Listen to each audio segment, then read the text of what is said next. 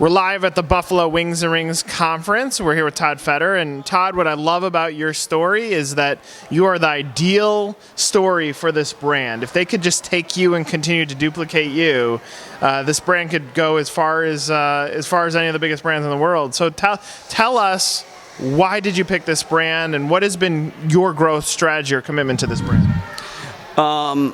Our growth strategy, well, I'll start with why we chose the brand. We chose the brand because we investigated thoroughly this brand. We found it online. We went to several restaurants. We ate the food. We got a feel for the vibe and the environment. And after several trips, my wife and I decided this is what we want to do. So that's how we decided to jump into the deep end of the pool. So now that we're there, we opened one store in 2013, and we let it ride for about 2 years, and we realized the support system is here through corporate to help us grow and expand. And together with that, there's a lot of area on the map that's available for growth. So we said, let's go for 2, 3, 4, and 5, which we have right now. We have our eyes set on 6 through 10 or 11 coming up. So let's flash back before you got involved, and even before the point that you found this online. What did you do in your career to lead you up to that place? Because so many people that could be watching a video like this could be in a similar place as you were at that point, wondering when is the right time to jump off the ledge and become an entrepreneur. Yep. Well, I've been an entrepreneur for quite a while. I was getting out of a business, e-coating and powder coating business, and I didn't want to rebound right into something else. So we took our time and we looked around at different markets. It could have been manufacturing. It could have been franchising. And it just so happens that my boys and I, we love sports and we love wings. So we looked into this market, found Wings and Rings, and like I said, we tried it, loved it, and the love remains. So you're scaling within this brand, and again, I mentioned this at the beginning, that you would be an example of someone that they would love to duplicate. What's your take on those that are looking at this brand on the horizon and waiting? Do you feel like time could pass them by, or what is your take on the franchisees, the prospective franchisees who haven't signed on with the brand yet? Well, I communicate with a lot of the prospective franchisees, and I share things with them, some numbers that corporate can't share. And some of them I even say, if you've got an area you're looking into and you maybe don't want to pull the trigger, let me know where that's at, because I might. We believe in the brand, and that's why, the first store was 2 years old before we got into store number 2, 3, 4, and 5 and on, because I wanted to make sure it was where I wanted to be. To those who are looking for a franchise to get into, looking at the projections and the same store sales growth that we just learned here at the conference, that this is the place to be.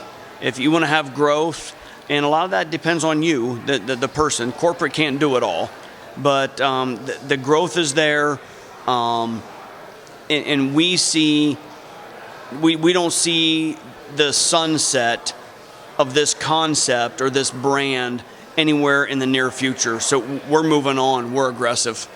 So you mentioned support, and I think it's an important thing to say. So I've had the advantage of working with hundreds of brands over my career, franchise brands, and it surprised me, especially when we started looking and performing due diligence on a Buffalo Wings and Rings, how much support they provide at the beginning, but it doesn't necessarily end. It continues to be deeply involved, so it offsets the cost of being or having a franchise fee associated with it. What's been your take on a support standpoint?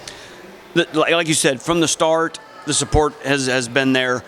And the reason I waited a while before store 2 through 5 is to see if that support continues. And it does. They don't just get the store open and then walk away and leave you.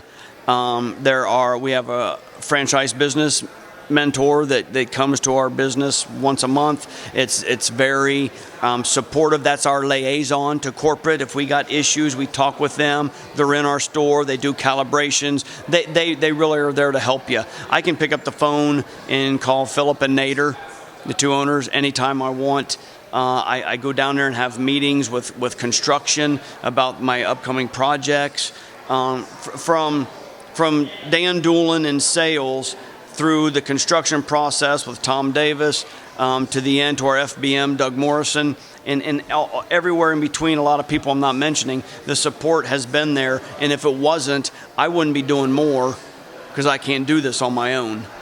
So as we study brands, and I appreciate that feedback on the sports standpoint, most brands would say, well, we do the same thing, and that would be the argument there. So when we talk with multi-unit operators, we're very curious on how did they come to the decision point of I'm going to invest in this brand. It seems like the consistency is I believe in the product, the territory availability is there for the market that I want. I have to believe in the leadership, and I have to be able to see profits. Would you say that aligns with your philosophy on what ultimately would make you continue to invest in a brand?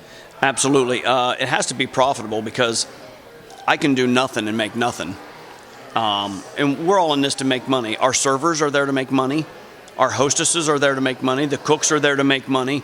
And we want to make money. And we're helping some people further their careers.